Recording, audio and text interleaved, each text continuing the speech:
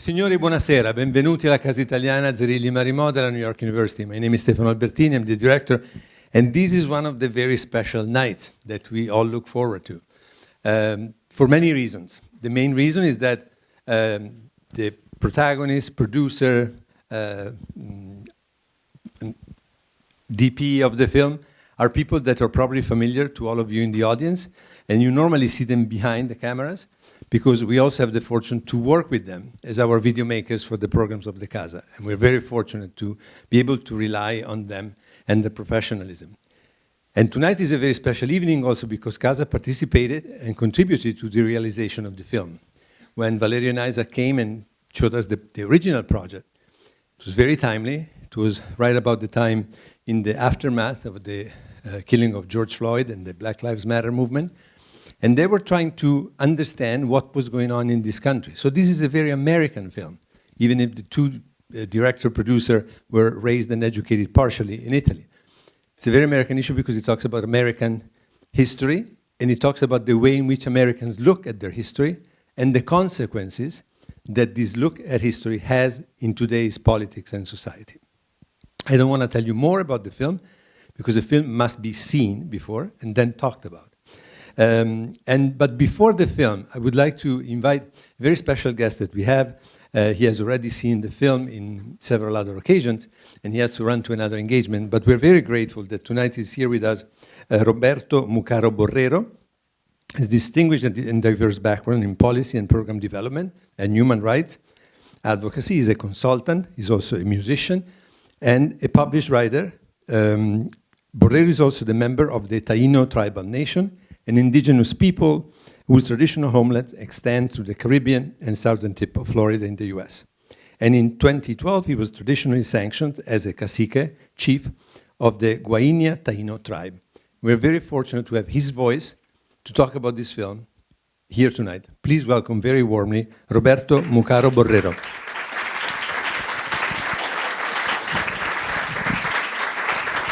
Grazie. Taigwe itunok ena datia ono diri Múkaro aguibana boriken taino daka koedaka. I just wanted to greet all of you in my indigenous language, the Taíno language, which is not English or Spanish or Italian or any other of the colonial language that indigenous peoples in the Americas have adopted over time.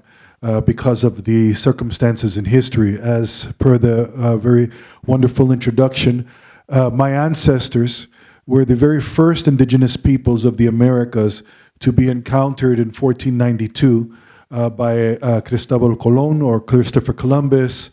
And of course, we're aware of the history that followed after that. It wasn't a very pretty history for our people. Our communities were decimated. Our culture was altered forever. We lost land, territories, access to resources. And in recent years, I became more active in the political life of our community because what we saw coming up in the islands and outside of the islands was that we were pretty much erased from the historical dialogue. And that erasure happened when our children would go into public school systems. They would say Christopher Columbus arrived in 1492, and then the next thing they were talking about is the Aztecs, the Mayas, etc. No focus on Taíno people or that beginning encounter and that all those misunderstandings and missed opportunities that took place in those very early years, even though a lot of our language, resources, the foods, the plants, different things that we had in the islands really made a difference to the development of Spain and Europe over time. And then, of course, they expanded outside the Caribbean and went throughout the Americas and continued that colonial experiment that still goes on today, which really resulted in a genocide of our peoples. So when we come now to the discussion of monuments, which is really the focus of this film, it was very important for us to be invited to add a voice and a perspective to the discussion. Because for us, many years, we've been saying that Christopher Columbus in particular is not a hero for us. It's really, it's more of a man. It's really a symbol for us of genocide. And if you look at the historical records, the diaries, from supposedly his own words, there's a lot of things not to celebrate in that encounter. And so a few years back when we first met, Valerio and the film team, they had come to, we celebrate Indigenous Peoples Day here in New York every year. It's kind of like an alternative for people to learn in lieu of the Columbus Day celebrations that still go on.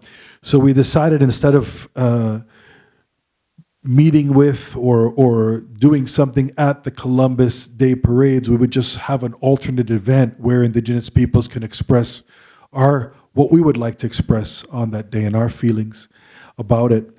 And some of the demands that Indigenous peoples have, not only Taíno people, but other Indigenous peoples from here in the New York area, the original New York tribes, the Lenapes, the Shinnecox, the Iroquois peoples, or the Haudenosaunee, the Schaghticoke peoples, and others, all original tribes and their descendants, are really calling for an end of the official celebration of Columbus Day. And I know that's controversial for some, but that's our perspective on it. We feel that, one, it's not an attack on the Italian-American community. We understand the history, and we understand the discrimination that Italian-Americans have faced in their up-and-comings within the American society.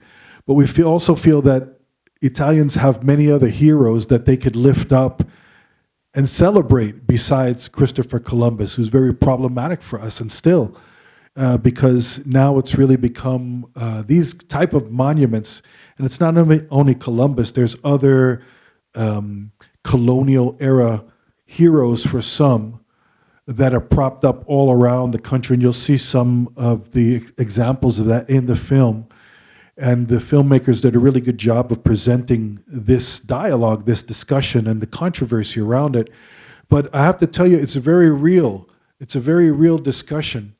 And it really invokes so much passion on both sides.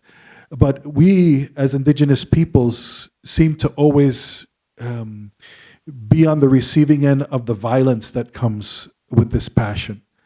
I have to say, very unfortunately, and I get a little emotional even right now, friends of ours were not even protesting, had gathered in a rally to do some prayers with elders, women, children, just a few days ago in New Mexico.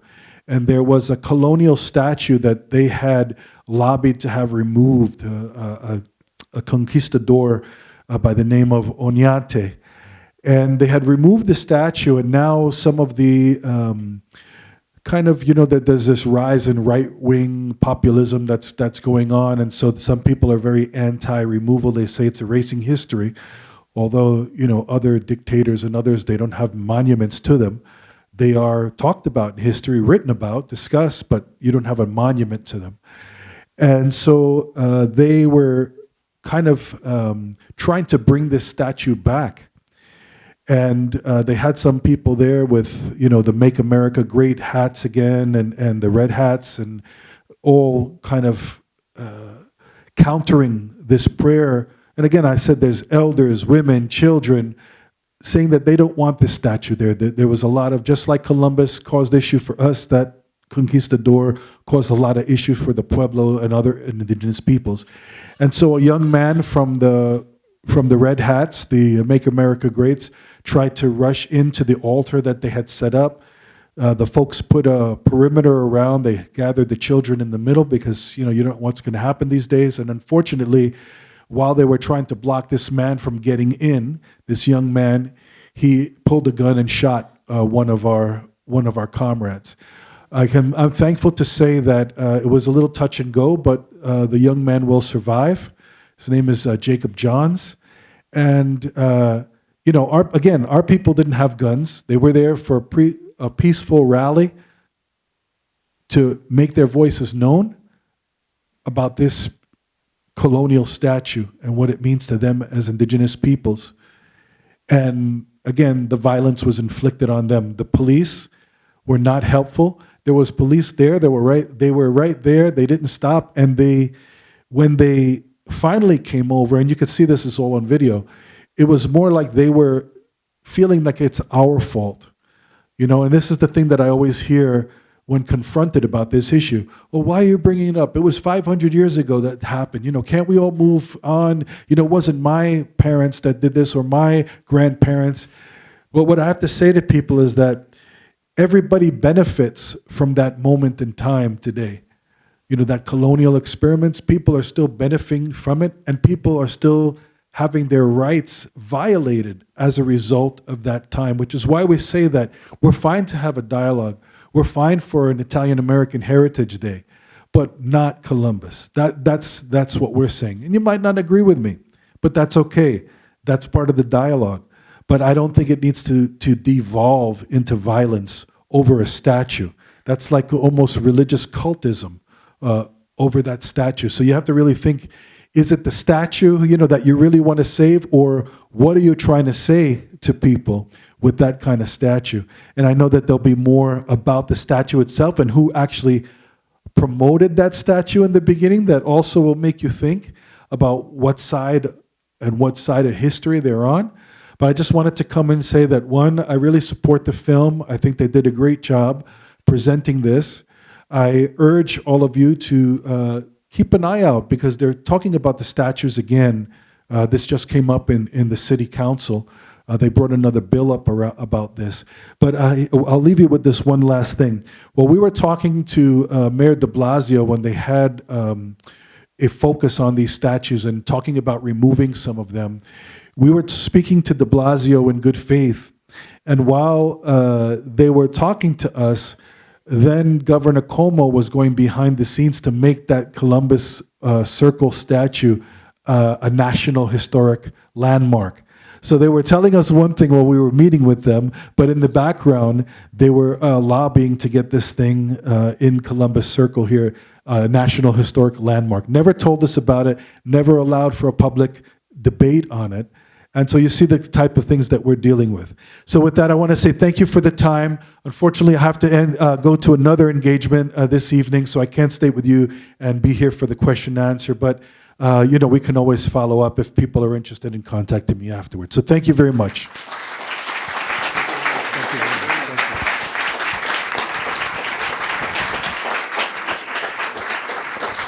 We thank Roberto for helping us delve right in the middle of the controversies.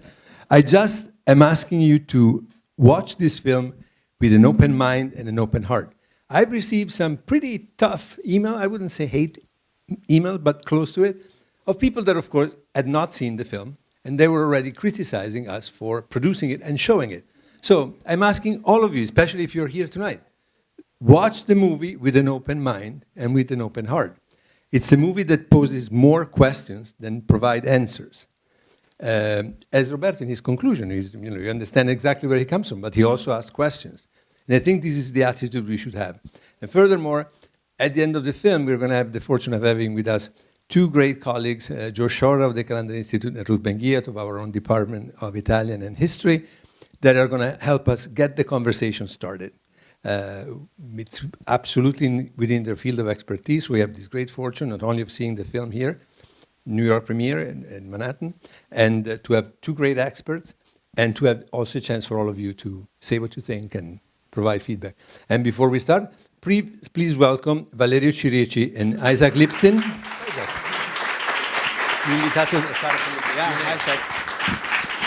Look, we know you have been waiting a lot, and you want to see the film, and we'll have time to discuss this later with Ruth, with Joe. But thank you for being here, and thank you, Casa. This is super special, extra meaningful for us. You have been supporting us since the beginning of this project. It was the crazy summer of 2020, and since then we brought this project to you. You have been showing your support throughout, and we premiered this film in Festival dei Popoli last November, in Florence. And so this is really one of the first screenings also that we were doing in New York, in the US. And this is a film that we made with a lot of questions that still are unanswered, but the idea is really to open a dialogue, to seize a conversation that is happening, should continue. So we look forward to talk to you, hear your, if you have any question, and enjoy the film. Thank you. Let's roll. Right. Thank you. Adolfo. Get you.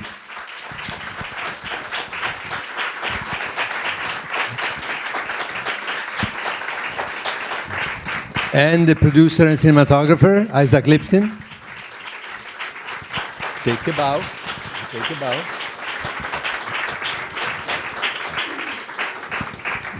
And of course, as I told you before, to help us in the discussion, to get into the discussion, we have two guests, and I invite Ruth Ben-Ghiat and Joseph Sciorra to go to the stage, and I'm going to give you a brief introduction.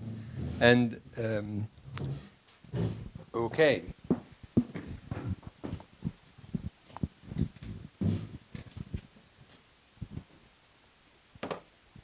So, it's a relatively easy job for me to introduce these people because I know them all very well. I mentioned before, Valerio is the director of this film, and aside from working on documentaries and other things, he directed other 3 previous films. One of them in particular is a sort of preamble to this one, because it was a film about the very controversial monument to General Graziani in the city of Affile near Rome. For many of you, probably the name Graziani doesn't mean anything. Graziani was a recognized war criminal and committed crimes against humanity during his time as vice king of Italy in Ethiopia. And again, Isaak and Valerio started with the film, If I Only Were Dead Warriors, Se Quel Guerriero Fossi. That was a very Italian film. Of course, Ruth is an expert of colonialism, and she also was on the consulting team of the film. They also made a beautiful film, always the pair, director and producer, cinematographer, on an Italian-American who basically created a series of movie theaters in this country. The first name? Sylvester Polai. Sylvester Polai or Silvestro Poli, Poli. a Tuscan. So this beautiful story of these men coming from Tuscany and creating this series of movie theaters. One of them is still up and was just restored. And just to give you a little sense of where they come from and how their investigation about memory, historical memory of migrants, how do we remember, who we remember, is not born with this film. It's very much part of their activities, their daily thinking, and also in their activity as documentary makers, both for us at Casa Italiana, but also for the Centro Primo Levi with their mini docs. That also continues your engagement with these themes. And to talk with us and to start the discussion, as I said, we have the fortune of having Joseph Sciorra, who is the Director of Academic and Cultural Programs at the Calandra Institute here at CUNY. He conceptualizes and implements scholarly research, so he doesn't only do his own research, and he has published several books, and I just want to remember Built with Faith, Italian-American Immigration and Catholic Material Culture in New York City. But he also supports, inspires the scholarship of other scholars as editor of books, curator of conferences, exhibits.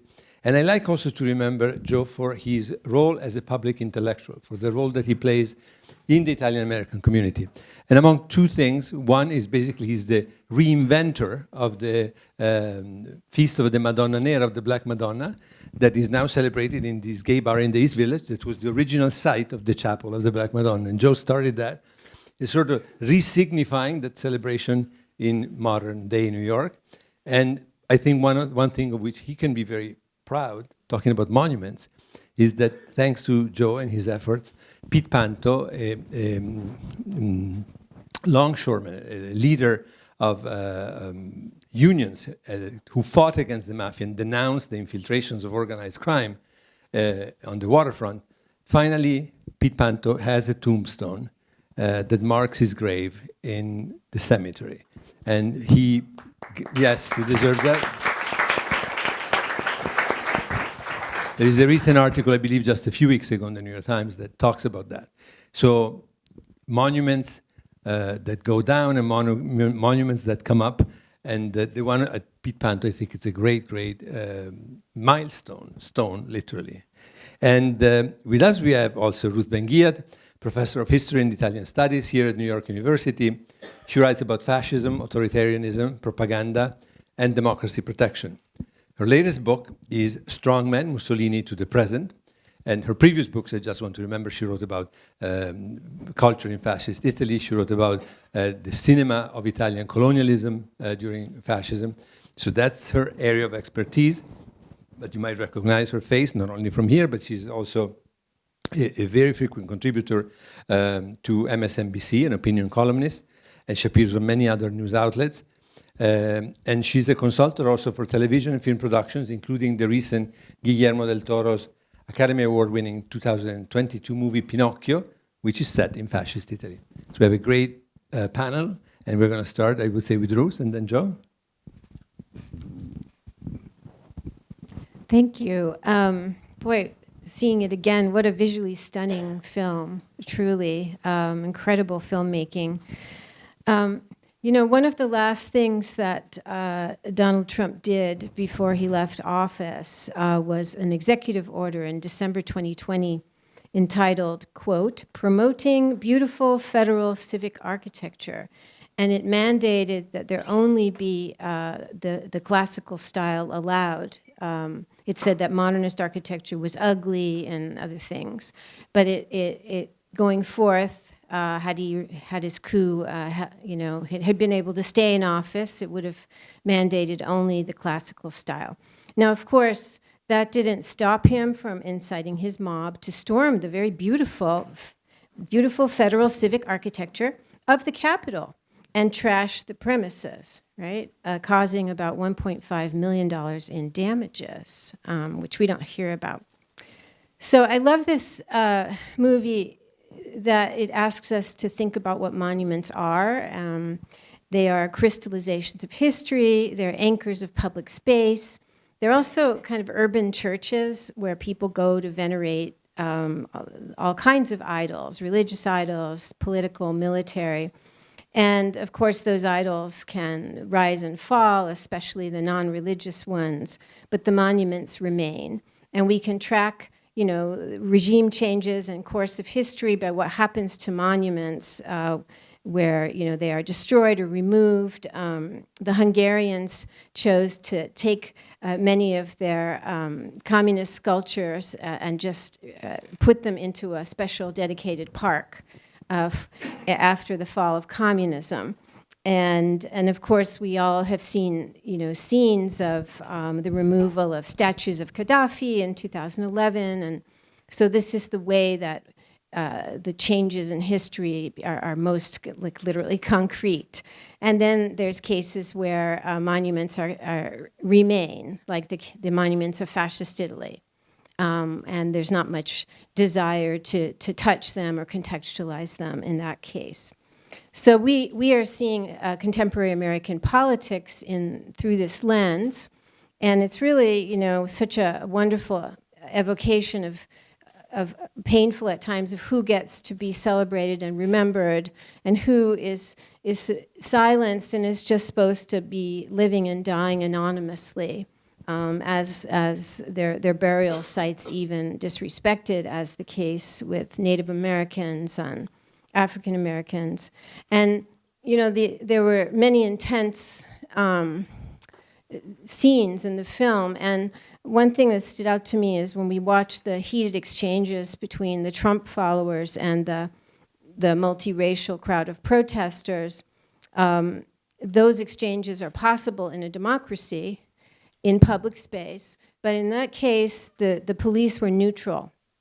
One of the policemen turned his back. The other, when things got heated, he gave a signal, which the camera very ably picked up. He was uncomfortable, but they did not intervene.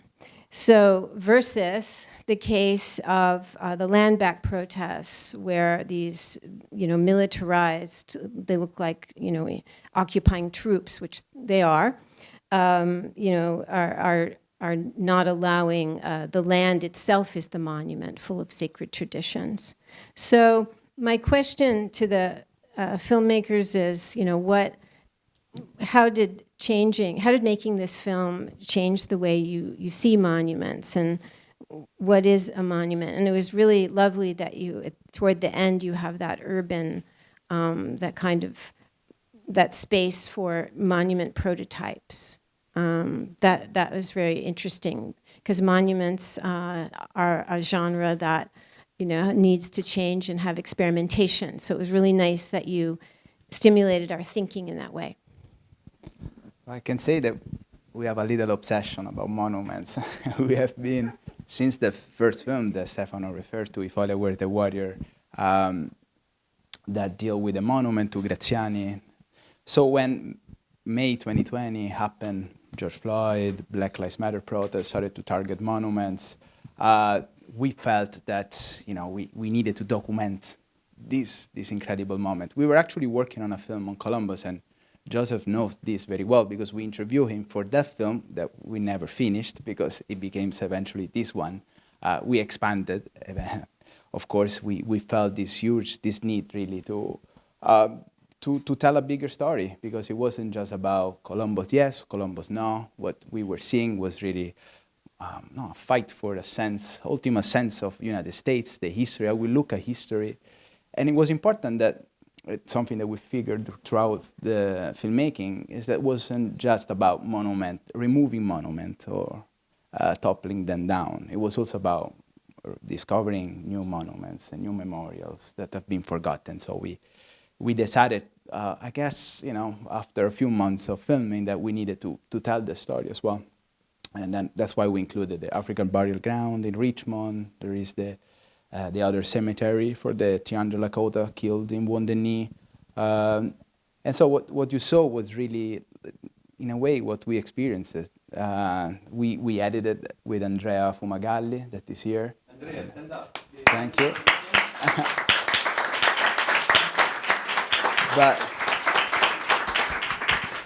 And it was, many months of work, of course, but in terms of timeline, we pretty much were able to keep it consistent with our traveling. This is really what it is. It's really this diary of what Isaak and I explore and experience in that incredible moments. Really was an incredible moment in history. Everybody probably has strong memory about those months, but those memories will carry with us, will be with us, forever. It was really kind of an explosion. We saw an explosion of the past into the present in a way that we haven't seen it before. And so there was this sense also of urgency to go against something that we were hearing in the mainstream media a lot, and about this cancel culture or the erasing of history. Trump referring to this erasing of history many times throughout the campaign trails. What we were seeing was actually the opposite. Was people were talking about history, perhaps in a very heated confrontation like the one in Philadelphia, but we saw something, and it was a way to really go deeper in those dark chapters. And because history is this, it's something that this stuff is not black and white, it's uncomfortable, and the way to deal with history is dialogue and talk, and also talk about those toughest page in history. And just to briefly go back to your question, what is a monument? Monument Lab, which was one of the curators of the exhibition that you mentioned in Philadelphia with the prototypes, their research lab in Philadelphia, they define a monument as a statement of power and presence in the public space. That was very evident in some of those big clashes. We saw these sort of iconic giant monuments in bronze or in stone that were being contested, but as Valerio said, the idea for us as the months went on was to expand that idea and think of what are other statements of power and presence that are relevant to our shared public life and that were at the center of this kind of identity crisis that the nation was going through. And for us, it was even looking at the really small things, the little plaques that you see sometimes in the city or in a museum or in some sort of memorial space. Those are monuments in a way too. These are all ways that we tell ourselves our own stories, and they reinforce certain narratives, as hopefully we were able to show a little bit. Even the public holidays that we show, right? We don't always think about the 4th of July as historical in a central way, or Thanksgiving. But when you look at the symbolism and the imagery that comes out, there's definitely a statement of power and presence of certain groups, the dominant groups that we see over and over again. So it became this bigger question, like what does history mean in political action and political struggle. Ruth mentioned the visuals of this film, and they are really quite astonishing, and I think hold over from the previous films as well. The Graziano film, I remember certain scenes where you just sort of hold the camera in a certain way and just focus and really give the audience a moment to kind of contemplate a little bit about what's happening. But I think this film really takes it to the next level, in particular because of the sound. I mean, I think the music was really a tour de force and was well suited to the film. So kudos to the composer and the musicians. Music composed for the film, right? Yeah, composer, a friend of mine, Francesco Venturi. He also worked on soundtracks from our previous films, If I Were the Warrior and Mr. Wonderland. And then also the sound, we work with sound designer and sound editor, Luigi Porto and Stefano Di Fiore. And then, but yeah, thank you for noticing, because we put a lot of work into the sound aspect as well. I can't say it shows, it sounds. So obviously, right, these monuments are about power dynamics, who gets to claim a space, who gets to control the space. And we see that very evident, as Ruth pointed out as well, of the militarized ways in which these spaces are protected. And then the disenfranchised groups are there protesting and staking a claim to the space and to the ways in which history and memory, the way in which history is narrated and memory is created. My perspective on all of this has been through the commemorations of Columbus, the histories of Columbus celebration, in particularly among Italian Americans. And I proposed some ideas in the film about who within the Italian American community gets commemorated. And we don't know enough about the history of how Italian Americans came to embrace this figure. Which was an incredibly American hero that goes all the way back to revolutionary times. And it was not the Italian American, people often say Italian immigrants who came here discovered Columbus in the United States. It was not somebody who was championed in the south of Italy in the Mezzogiorno. And they get to learn Columbus and get a toehold and an entry into the United States through this very American hero.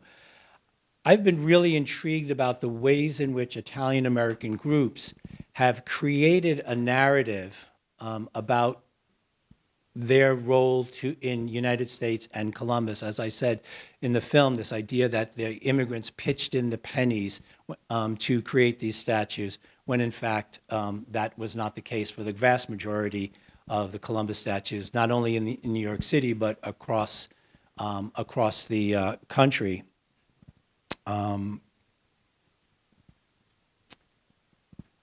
The ways in which Italians have been creating now this response has only been heightened with the anti-woke, quote unquote, anti-woke movement that we see developing and taking hold.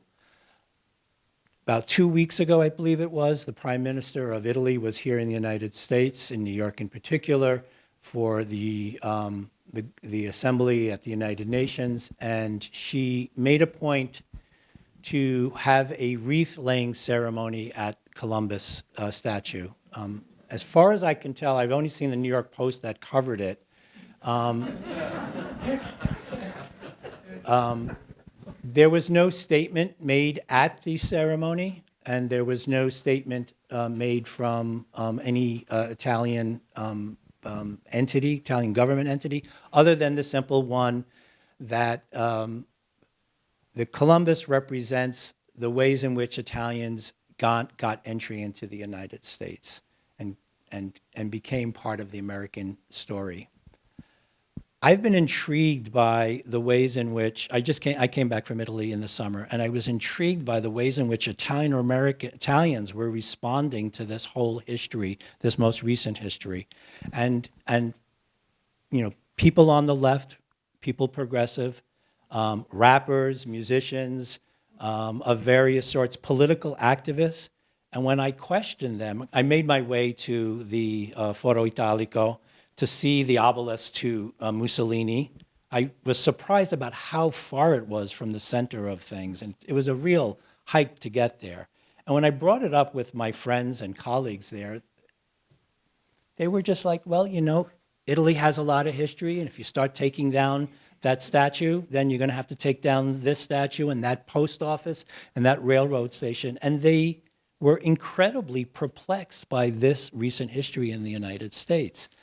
I would like to know what has been the difference in the response to this film in the Italian screenings versus the ones that you've done here? No, you said well. We have strong reaction. We have many screenings. We were lucky in Italy after the release of Festival dei Popoli. We organized a tour of screening and movie theaters, and with the help of scholars, association. So we made 20, 30 screenings so far in Italy. So we have a good sample to say. But yes, you get this a lot from, you know, not just from maybe people from right wing, but even people from the left. And the cause of this is because how the story of the fights over monuments was told in Italy. It was really, and that's, you know, throughout the newspapers or the TG, the news on TV, you know, you were seeing in Italy all those images, monument going down. And the story that was told was really like there is this iconoclast, right, fight, battle. And that's, you know, it's really, you're not telling the whole story. It was not just that things that was happening, was way more complex. And then eventually when we show the films, people are surprised that we kind of, you know, travel just also beyond those more contested monuments, the Confederates, perhaps Columbus.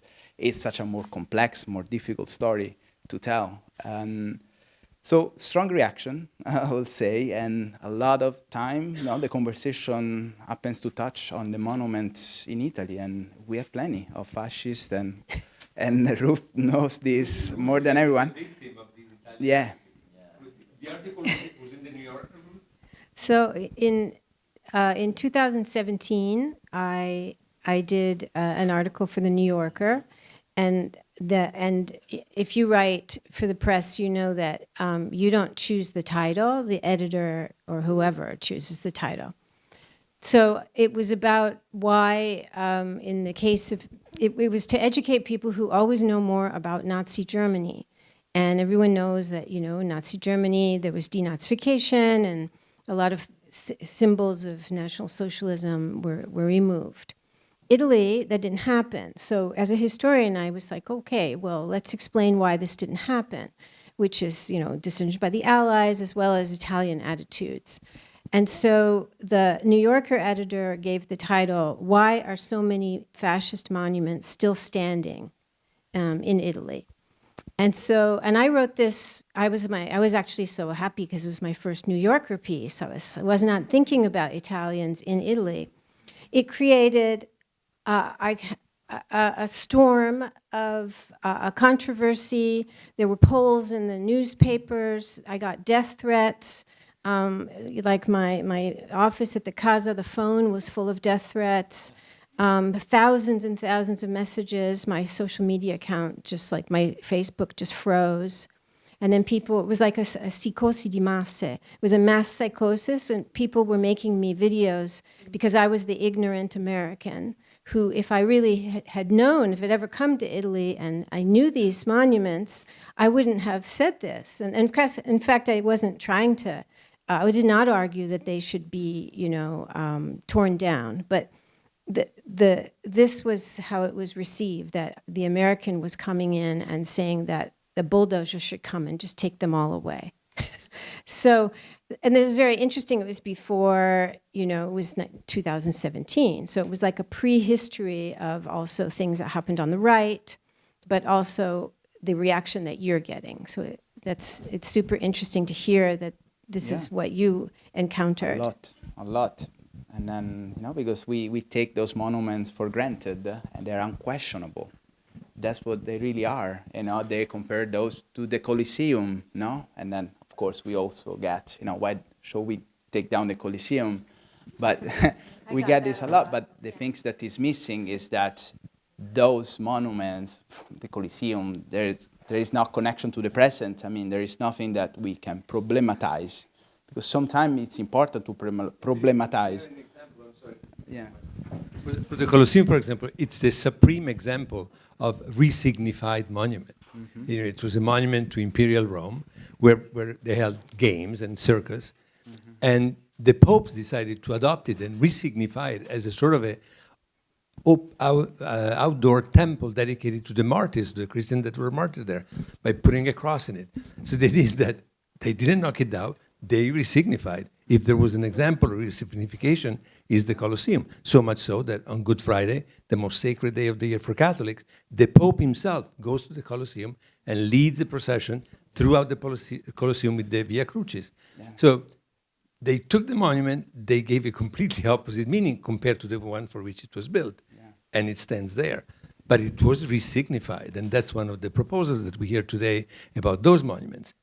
Knocking them down is not the only way of dealing with them. No, you can acknowledge, you can build memorials around. There are many also creative way of approaching this. What the things that we shouldn't do is just keep them for granted and forget, because that's what happened. They became part of the landscape, but their intrinsic power is still present, and they might be invisible to us, but they're not invisible to others. And in the case of Italy, is the people that come from the country that's been colonized from Italy. Those monuments speak to them, and it has history of oppression, and that's something that needs to be confronted. Yeah, and just an announcement, and then we go back to our panel, and then there are going to be your questions. On October 9th, at the Casa, we're going to open an exhibit that has absolutely to do with this issue. And it's our way of celebrating the non-Columbus Day, because we're going to have an exhibit that is going to feature the genesis of the monument to the victims of the Triangle Shirtwaist Factory fire. Most of you probably know about it. In 1911, about 150, mostly women, mostly immigrant, many of them from Italy or from the Ukraine, Jewish from the Ukraine, died in this fire that was in partly caused by the measures that the owners of these factories took in order to not allow the workers to walk out for strikes. It was a huge tragedy that changed labor law, that changed the way in which immigrant workers were looked at, and women workers. So there are lots of marginalized groups right there that needed to be remembered. And there is a plaque until now, and nothing else. We're talking about 145 or 146 people. So there is a coalition that was formed to dedicate a monument to them. It's very complicated. It's fairly complicated, but it's worth listening to the story. The coalition invited an international competition of artists, architects, sculptors, and they picked one of the projects. And the interesting thing is that the monument, that is not a monument to one person, it's a monument to a collective of people, of working people, of immigrants, decided to give the commission to build the monument to a project that is extremely collective in nature. What they did, the architects and sculptors that created this project, invited members of the family of the victims and other people that have had an interest and have cultivated the memory of these women that died in the fire to go to FIT for 2 or 3 days. They had basically a lab with a long ribbon, a long piece of fabric. These were women that worked with fabric, that they were seamstresses. To bring memories, it could be an handkerchief, a piece of clothing, an embroidery, and attach it to this long ribbon. Then they converted the ribbon into a ribbon of steel, and that's what is going to go up the building. So it's going to be the collective memory of a community that remembers and commemorates the victims of this tragedy. So at the Casa, we're going to have actually the ribbon, the fabric with these embroideries and these pieces of fabric attached to it. So I'm inviting you to come. We're going to have a chance to talk to the leadership of the coalition and also with the creators of the monument. And I think it's very interesting because it goes in the opposite direction to the monuments that Joe is also describing, the Charles Barsotti 5. You pick the great man. It's always a man, obviously. A woman, never. You pick a great man, and then you pick a big monument to the big man, and everybody's supposed to identify with them. And I think this is a new generation of monuments, that a monument to a collective of people, a group, a community of people, that is also the result of a collective effort of memory and of memorialization. So please come on October 9th. And back to our plan. I'm so glad that you mentioned the Triangle Shirtwaist Factory Fire Memorial. It's incredibly important, I think, especially from an Italian-American perspective, because this was, for a long time, the Triangle Shirtwaist Factory fire was remembered to a large degree by the Jewish community. And the Italian-American community was really always, was somewhat more diminished. And their involvement in this has been really important, not only as creators of the monument, as part of the folks that have been involved in it, but to bring the history of Italian-Americans in the Triangle Shirtwaist Factory fire as workers and as women's history here in the city in particular has been incredibly important around the work that's been happening around this memorial. And I think it is really just a fantastic ways in which a memorialization and monuments can be, as Stefano said, can be reimagined and reconfigured in the 21st century. I think this is for me, it's a segue also into the notion that in terms of Columbus, the Italian-American organizations that are dominant in supporting in the Columbus, this Columbus ceremony and the monuments at large across the country have the political clout, the cultural clout, and the finances to perpetuate media campaigns in support of Columbus. There are a number of smaller groups, usually online, significantly younger, in places like Philadelphia, Chicago, Boston, who have worked actively to decouple, to decolonize Italian-American history and identity from the figure of Columbus. And you don't get to hear those people because when the media wants to get the Italian-American voice or the Italian-American opinion, they don't go to those groups and to those individuals. And I think a film like this, which I think last time you screened this in Brooklyn, and I was invited to speak as well, that one woman in Philadelphia, that young woman who says, I'm Italian-American, this is not what I'm about, and my grandmother worked, and this is not what we're about, I think is so, so wonderful. That voice, those people are out there. Do we want to open the floor to questions or comments? I have a question. Yes, wait for the microphone, please. And then first say your name, and then here. Thank you.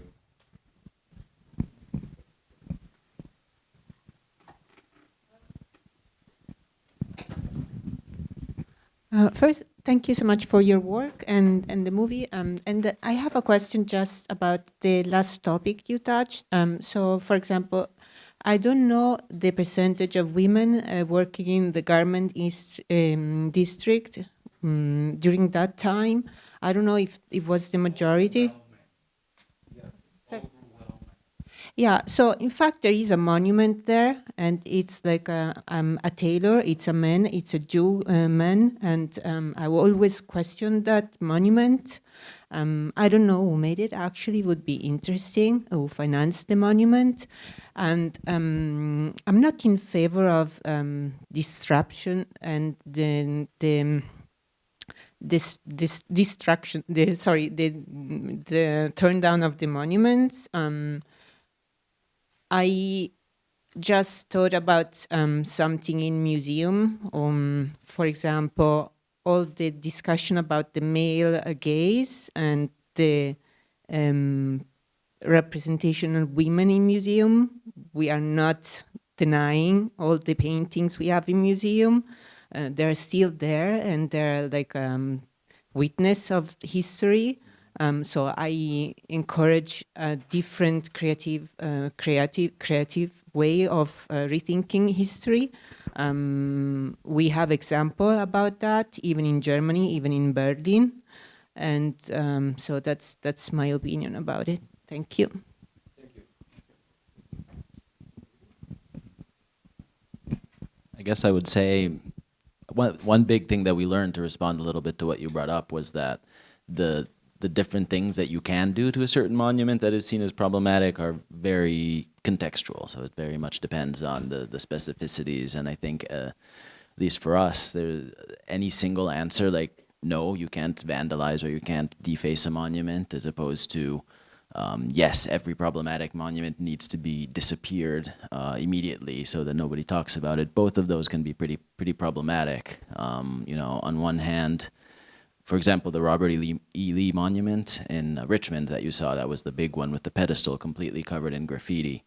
I think for us, and even for the world, because that iconic image was on the cover of National Geographic as kind of the symbol of the protest in those months. And to me, it seemed like, it really struck me as an incredible transformation. It was, you know, an illegal act of destruction, if you want to, you know, look at it from that point of view. But what came out of it was a new monument, that it was incredibly powerful, that told a completely different story. And, you know, it was a monument to centuries of oppression of black people in the South and in the entire country.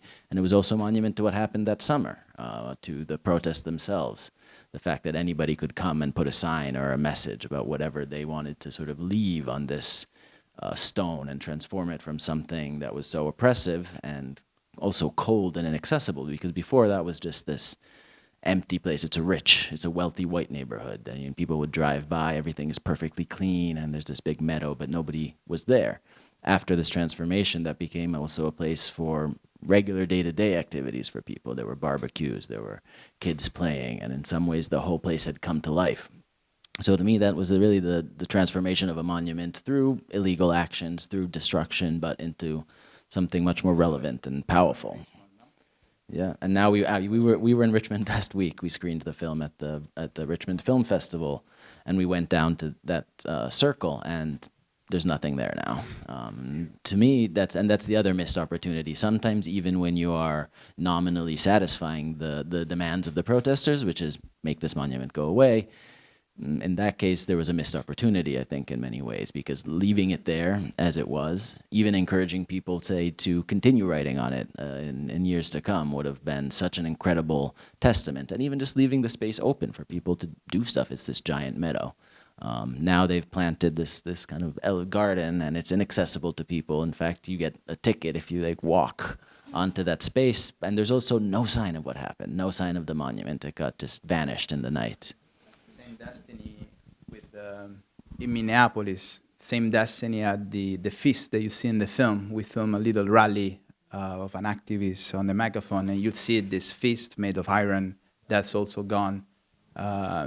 So yeah, there are.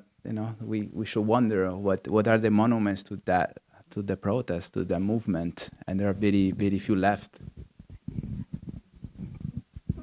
That's a really important point. So the history of the striking back is gone, right? And in the case of Italian monuments, one of the problems is that some of the Palazzo della Civiltà Italiana in Eor. They've become like modernist design icons. And in fact, Fendi has its world headquarters. It's very chic. They're very clean. And so I made the mistake of saying, well, this is a relic of fascist aggression. They're bloody. So maybe have a little plaque saying why it was built. Just that's all. Like, why was it built? When was it built? And what for?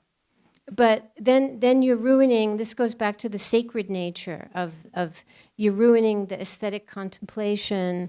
And so even having that, and so, but then what is the price? The price is that the fascist devotion to fascism as making the trains run on time and building these gorgeous monuments, it just continues with no counter history. So that's part of this. Just as a short side note, I will say most of those Italian monuments do have an artistic value that these American ones really do not, to be fair. I cannot say that.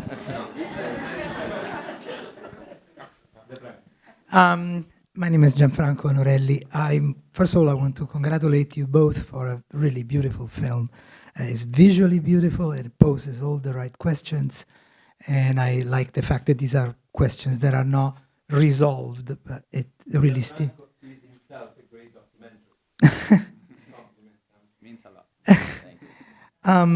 I also found very interesting, I followed, in a sense, the discussion that you started with the previous film on the monument on Graziani, and wanted to connect to what you were saying before about the fact that in Italy it's very difficult to question these monuments, and there's not even a discussion about them. And why is that? I wanted to ask you, meaning you made a reference to the fact that the Americans after the war wanted them to stay there, these monuments. But in Italy, there was also a narrative, a strong political narrative of anti-fascism that continued and informed political life after the Second World War. Why has not been, why didn't they question these monuments more strongly? Yeah, because in that window, right after the World War II ended, the Allies had a lot of fear of kind of provoking social unrest. And so they literally covered, sometimes as with the fresco, they would just put a wooden or a curtain over it just to cover it up, which is a symbol of like, because they made a very different decision about fascism. They said that the Italians were good people led astray by a bad man, versus the Nazis, the Germans were bad. So if that's your attitude, then you're not encouraging coming to terms with fascism. So there was no Nuremberg. You know, we had a different trajectory. And so after that window passed, and then there were lots of anti-fascist monuments built, monuments to the resistance. So it has its own history, but the fascist stuff just got left there. And so in a way, it's like it became something that normalized fascism. And so the thing that pissed people off hugely is that I observed that in the Foro Italico, which is this big sports complex built by the fascists, and that's where politicians go to have press conferences. So Matteo Renzi, who is a man of the left, he chose to go there.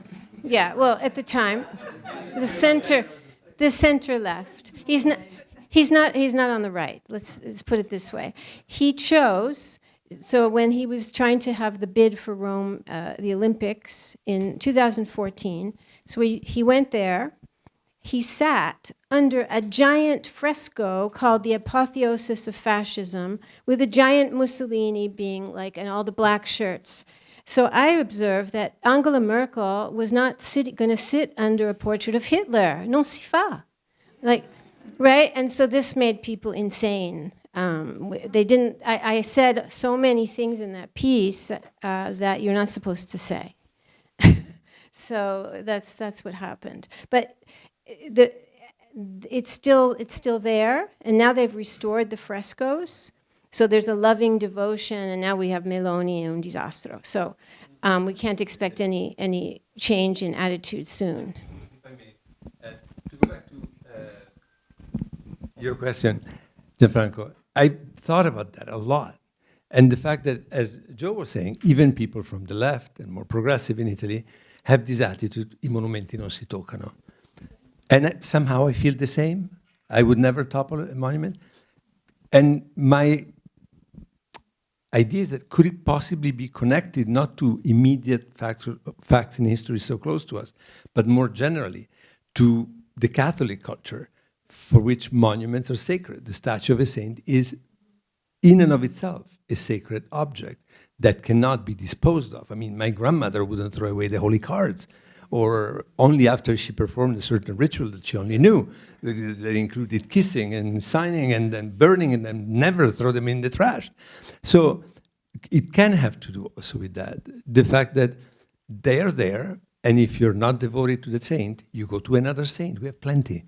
But leave that alone. So I was wondering whether it could be explained also on an anthropological level as a country that identifies so much with the visual culture of Catholicism, where images are not only a reproduction of something, but in and of themselves have a sacred nature. Just an idea. So, but what if, I'm not updated, but like a couple of years ago, Italy was, I think, 19 in the media for freedom. So is this debate in the media, for example? No. So why? My observation. No, I mean, monument? Is it something that must go through the newspaper, television, or something like it? Is it like because the freedom is kind of like so low there? No, I don't think it has to do with that. But it's, for example, it's not a topic debated in academia. Our colleagues in Italy don't have this kind of discussion we're having. No? A little. No. Actually, the one good thing that came, wasn't good for me, but the one good thing that came out of it is there have been 5 master's theses done on the controversy my article caused. There's also a new impetus. There are people doing inventories of the number of historians and art historians. There's now inventories going on of the number of fascist monuments and works, and I think there are over 1,100 that they've found so far. So some of this was already going on. It wasn't like, but somehow the controversy, because it was in all the newspapers. Corriere della Sera had a poll about fascist monuments. So this was a moment where it burst in. It was a news cycle, and so out of that came a kind of thinking about it. That's good.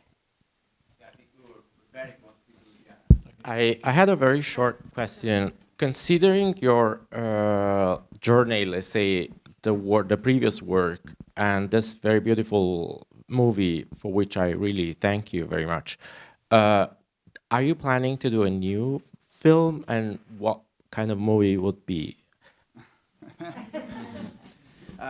Taking a little rest, I guess. Yeah.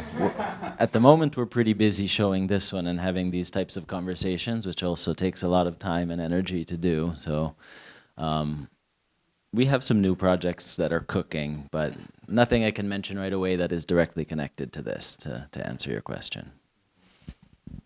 If I may, I'm Alessandro Pes. I'm based at the University of Cagliari, but I'm now a research fellow at the Remarque Institute. Talking about the debate in Italy, above all about scholars, to be honest, there is this kind of discussion. It's not a silenced topic.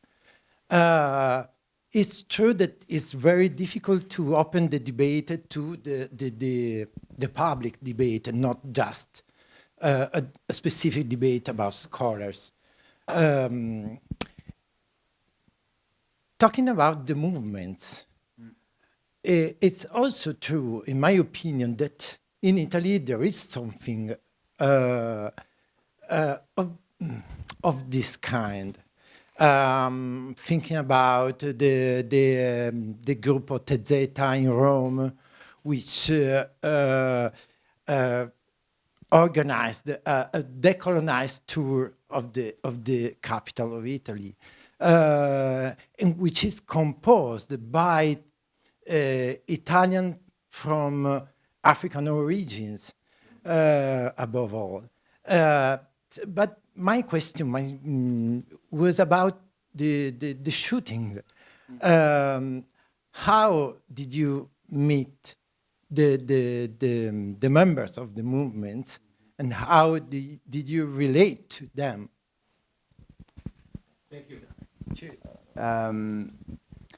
That you mentioned Collettivo. I start with your first comment, Collettivo TZ, and many of those networks, those are people that we are in touch with, and that's why we have so many screenings in Italy, because they are really grassroots screenings that we're having. We're bringing the film to Cagliari actually soon, al Laboratorio 28. So we are, we're in touch with some of those activist scholars that are doing incredible work, and important work in Italy on those topics.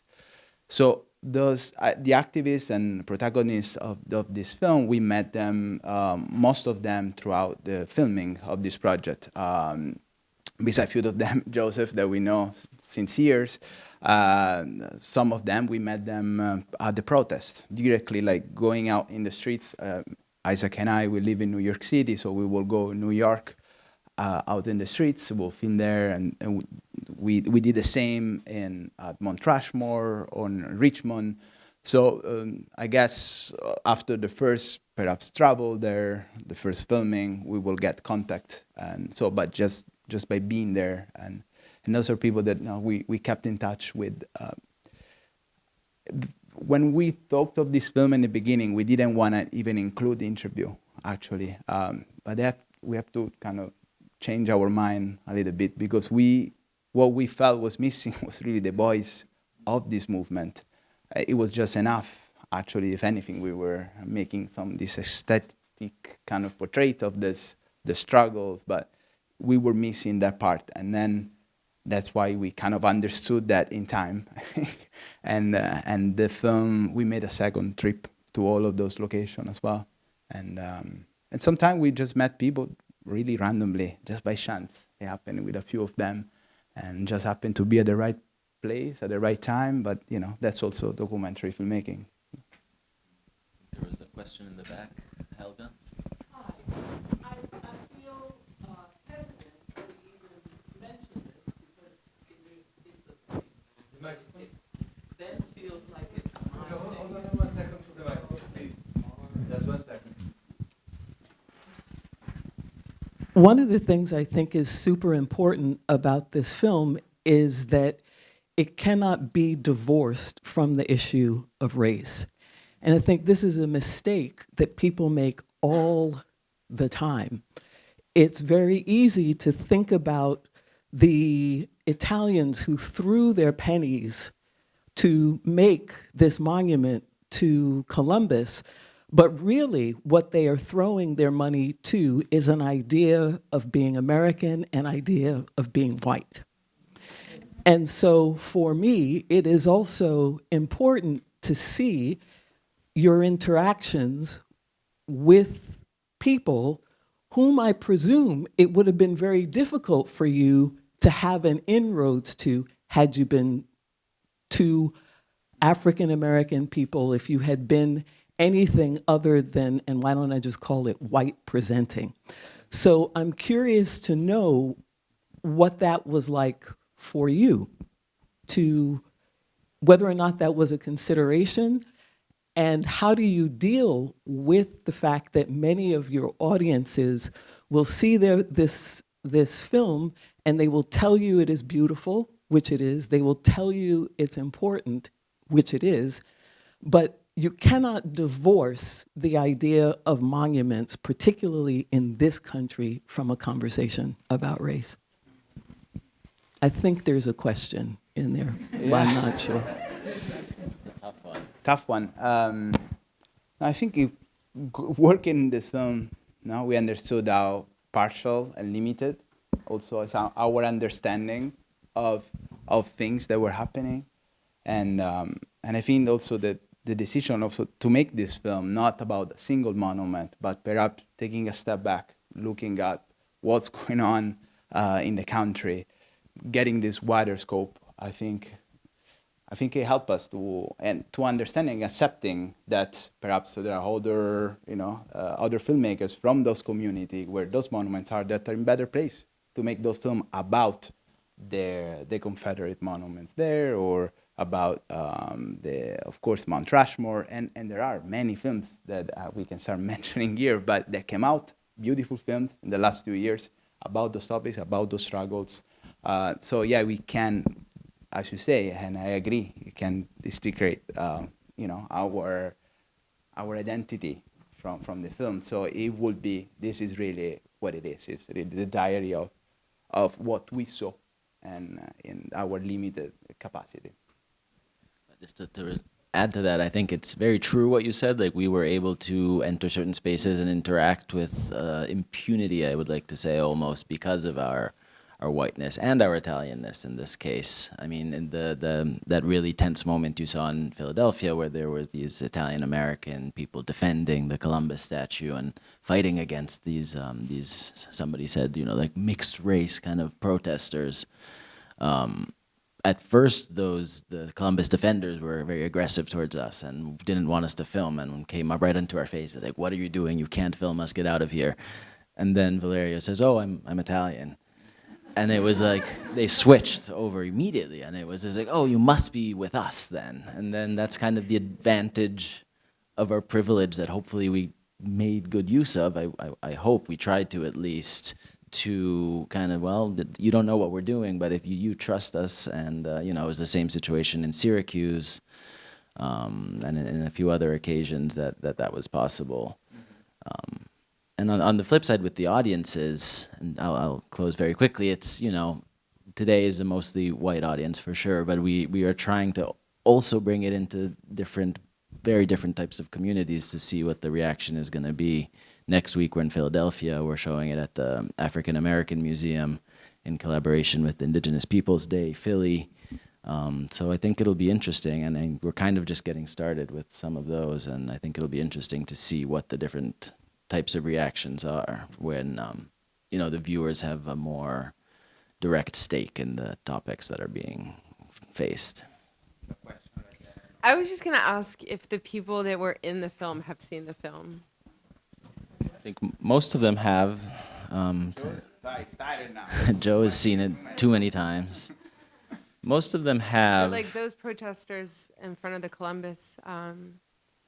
Those particular individuals we are not able to track down, and I can't say that we've specifically tried.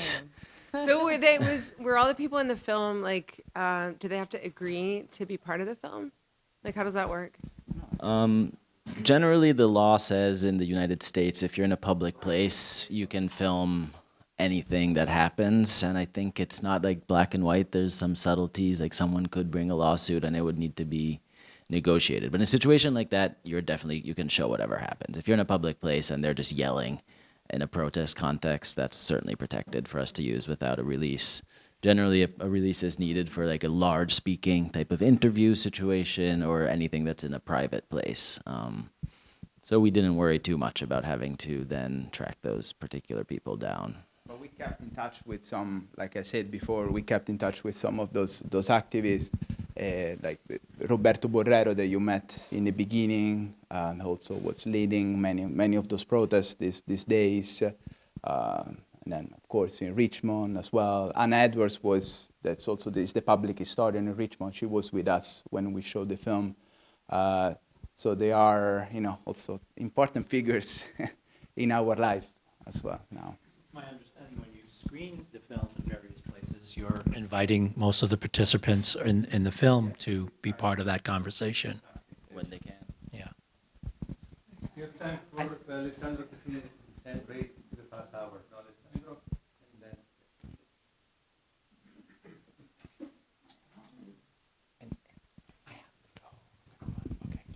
then. Just very briefly. But I want to thank Joe Sciorra for being here with us tonight.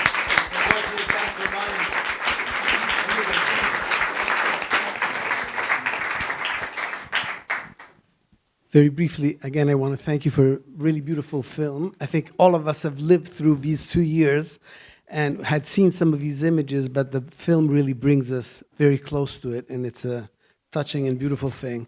Also, I think it's extraordinary to do such a personal film on such a public, shared historical event. But my comment is really that you start, okay, so during the movie, you feel like all this change is about to happen. Everybody's yelling, what do we want? Change.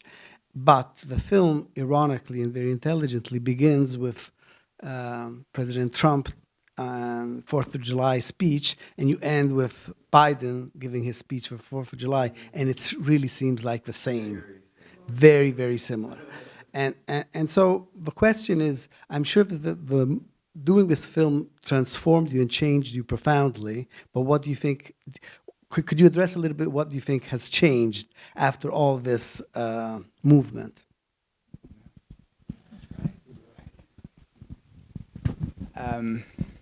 Yeah, I don't think it's changed much. And that's something that we try to convey as well in the film.